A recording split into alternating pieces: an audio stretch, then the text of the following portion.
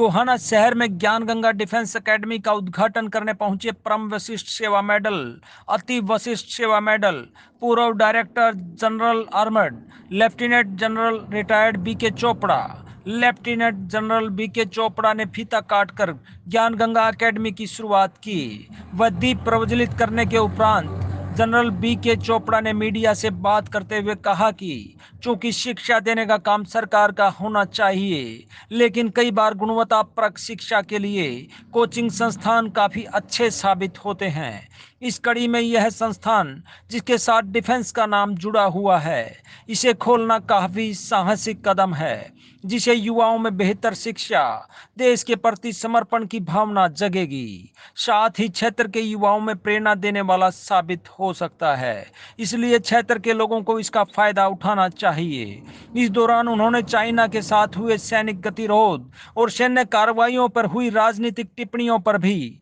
अपने विचार व्यक्त किए। जगत महान न्यूज की रिपोर्ट।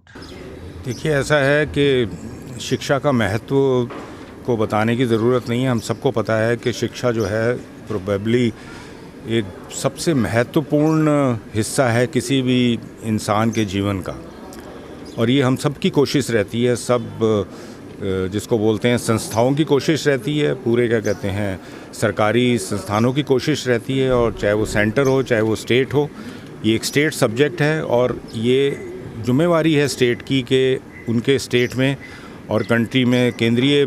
उनकी सरकार की जिम्मेवारी है कि पूरे देश की जो शिक्षा है उस पर बहुत ज़्यादा ध्यान दिया जाए। और जब शिक्षा को हमने आगे बढ़ाना है तो उसके लिए कई साधन होते हैं। उनमें से एक साधन ये है जिसमें कि हमको कोचिंग इंस्टीट्यूट्स या हमको कुछ डिफेंस एकेडमीज़ या हमको कुछ ऐसे संस्थान खोलने पड़ते हैं या ऐसे रास्ते दिखाने पड़ते हैं जिनसे बच्चों को या जो भी इस तरह से इस फील्ड में अपने एजुकेशन को बढ़ाना चाहते हैं उनको एक सहायता मिल सके, उनको एक मार्गदर्शन मिल सके और उनको एक जिसको बोलते हैं कि सिखाए हुए तरीके से स्ट्रक्चर्ड वे में एक प्रॉपर तरीके से उनको शिक्षा दी जाए, ताकि उनका जो ध्यान शिक्षा में जो भी वो समय लगा रहे हैं उसका रिज़ल्ट हो, उसका परिणाम जो है वो आशाजनक हो और उनको आगे जो ज्ञान प्राप्त हो रहा है उस ज्ञान का वो अपने ऊपर तो कर ही सकें, साथ में समाज और देश के भी वो काम आना चाहिए। और इसके अलावा उनको जो आगे जो एजुकेशन लेनी है, हायर एजुकेशन लेनी है, उसमें बहुत फ़र्क पड़ता है, उसमें बहुत इससे इम्पोर्टेंस होती है। तो मुझे लगता है ये डिफेंस एकेडमी का खुलना जो है ये शिक्षा के लिए एक पॉजिटिव योगदान है और ये होने से बच्चों को बहुत फ़ायदा होगा। पहली चीज़ तो मैं आपको ये भी बता दूं कि मैं खुद एज अ ब्रिगेडियर वहाँ पे ये जो 14 कोर है जहाँ पे हमारा ये चाइना का बॉर्डर पड़ता है, लद्दाख में, ईस्टर्न लद्दाख इसको बोलते हैं, तो मैं वहाँ खुद 1-1.5 साल वहाँ पे रहा हूँ 2008-2009 में। और ये हमारी जो जिसको बोलते हैं चाइना के साथ बॉर्डर का जो विवाद होता है ये होता रहता है, ये पहले भी होता रहता है, अभी भी हो रहा है, बाद में भी होता रहा है। और जहाँ पे जो अभी तक का जो जिसको अगर आप देखा जाए तो स्थिति ऐसी है कि हम लोग अपनी जगह बहुत मजबूत हैं और हम लोग को ये सब मालूम है कि चाइना क्या सोच रहा है, वो क्या करना चाहता है। और उसके लिए हम लोगों ने, जैसे मैंने बताया, 2008 से एक प्लान बना के एक प्रॉपर नीति संगत के और प्रधानमंत्री जो भी रहे समय समय पे उनके हिसाब से, उनके पॉलिटिकल विजन के हिसाब से ये बनाया है। और आज की जो स्थिति है वो एक फ्लूइड स्थिति है, ये कोई हम लोग जिसको बोलते हैं अंत स्थिति पे नहीं पहुँचे हैं, ये कभी इधर कभी उधर होती रहती है, लेकिन हम लोगों का अपर हैंड है, हम लोग काफ़ी स्ट्रॉन्ग हैं। और चाइना हम लोगों से मुझे लगता है कुछ डरा हुआ है, कुछ भयभीत है, कुछ वो घबराया हुआ है, इसलिए वो इस तरह की कभी ना कभी हरकत करता है। और उसको पता है कि सोल्जर टू सोल्जर अगर कभी टाइम आएगा तो हमारे सोल्जर उनके ऊपर बहुत भारी पड़ेंगे।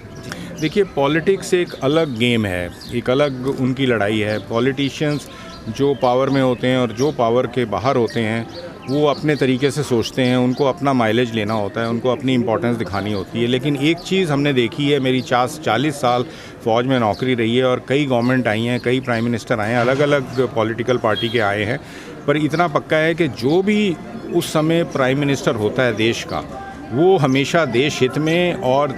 देश के प्रति उसकी पूरी निष्ठा होती है, चाहे वो पास में, चाहे वो अभी और चाहे वो आगे होंगे। बाकी जो पॉलिटिशियन क्या कहते हैं उसके ऊपर मैं ज़्यादा नहीं कहूँगा, पर इतना ज़रूर कहूँगा कि फ़ौज एक है और उसके ऊपर जो हम लोगों को सेंट्रल गवर्नमेंट जो कंट्रोल कर रही है, उनका रुख फ़ौज के प्रति बड़ा जिसको बोलते हैं सकारात्मक है, और वो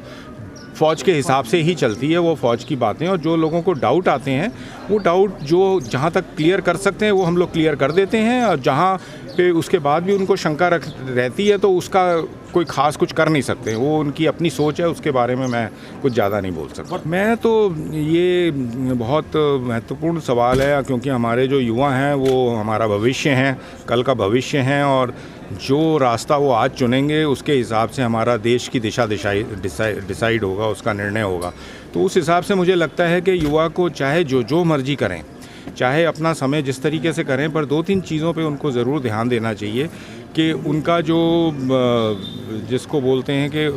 खाली उत्तरदायित्व तो अपने प्रति नहीं है, उनका उत्तरदायित्व तो अपनी परिवार के प्रति है, और उसके बाद अपने जिसको बोलते हैं कि देश के प्रति है। तो इस बारे में आज नहीं तो कल वो भी बड़े बनेंगे, उनके भी बच्चे होंगे, तो उनको ये सोचना है कि ये जो टाइम है ये उनको 2-3 चीज़ों का ध्यान ज़रूर रखना है। एक तो अपनी शिक्षा को ज़रूर प्राप्त करना है, और एक अपना जो जिसको बोलते हैं डिसिप्लिन, जो फ़ौज में क्योंकि हम लोग रहे हैं, जब तक डिसिप्लिन का मतलब खाली ये नहीं होता कि सावधान, विश्राम, सैल्यूट और ये सब नहीं होता। डिसिप्लिन का मतलब होता है कि आपको हर काम का एक नियम बनाना है। अगर आपने सोचा है सुबह हमने जितने बजे उठना है तो उतने बजे उठना है, अगर आपको इतने घंटे पढ़ाई करनी है तो उतने घंटे पढ़ाई करनी है, और आपकी सोच जो है वो थोड़ी सी सकारात्मक होनी चाहिए, और वो ऐसी होनी चाहिए जिससे देश निर्माण में कहीं ना कहीं आपका योगदान होता रहे। तो उनको अपना मौज मस्ती भी करें, लेकिन उसके साथ साथ देश के बारे में हमेशा सोचते रहें, और जब अगर देश के बारे में सोचेंगे तो कुछ ना कुछ वो अच्छा काम करते ही रहेंगे, और एक डिसिप्लिन अपने अंदर as a part of character बना लें। हिंदुस्तान की मिलिट्री भी बहुत बड़ी है, हिंदुस्तान के बॉर्डर भी बहुत बड़े हैं, हिंदुस्तान के जो पॉपुलेशन है वो भी बहुत बड़ी है, और अलग अलग तरह से लोग आते हैं। ये जो विभिन्नता में एकता है, ये यहाँ का एक स्ट्रॉन्ग पॉइंट है। लेकिन इज़राइल के साथ हम अपने देश को कंपेयर नहीं कर सकते, लेकिन किसी भी मामले में हम इज़राइल से पीछे नहीं हैं। और जब भी अगर ऐसा समय आएगा कि जब ये ज़रूरी समझा जाएगा कि हाँ ये जो देश है इसमें हमारे सब लोगों की कंपलसरी ट्रेनिंग या अनिवार्य ट्रेनिंग ज़रूरी है, तो वो भी सरकार जिस समय ज़रूरी आएगा, जैसे कई कदम उठा रही है, तो वो भी ये सरकार पे मुझे पूरा भरोसा है कि अगर वो ज़रूरी समझेंगे तो उस समय वो ये कदम भी उठा लेंगे। सर, प्रवीण कुमार गुप्ता जी ने ज्ञानगंगा डिफेंस एकेडमी आज खोली है, तो इससे आप क्या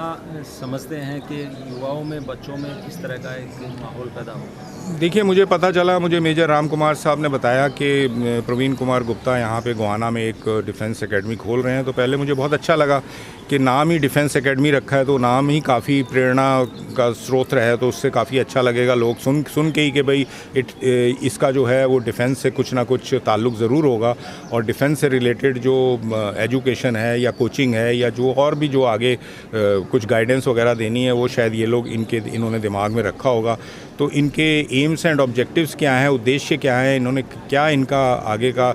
विज़न है, वो इन लोगों ने अपने दिमाग में रखा होगा। बट इतना ज़रूर है कि जो इस समय जो मुझे जितना पता है उस हिसाब से मुझे लगता है कि ये एक बहुत अच्छा कदम है, एक साहसिक कदम है, और एक जिसको बोलते हैं कि जिसकी तारीफ़ करनी चाहिए, एक वैसा कदम है। आगे ये कितना उसमें इन्वॉल्व होते हैं, कितना उसको डेडिकेशन अपना दिखाते हैं, सिंसियरिटी दिखाते हैं, और बच्चों का उसमें जो इसमें ज्वाइन करेंगे उनको किस तरह से उनमें जोश पैदा करते हैं और एक उत्साह पैदा करते हैं कि वो इसको एक पॉजिटिव वे में लेके यहाँ से जो प्रेरणा या शिक्षा मिल सकती है उसका पूरा फ़ायदा उठाएं।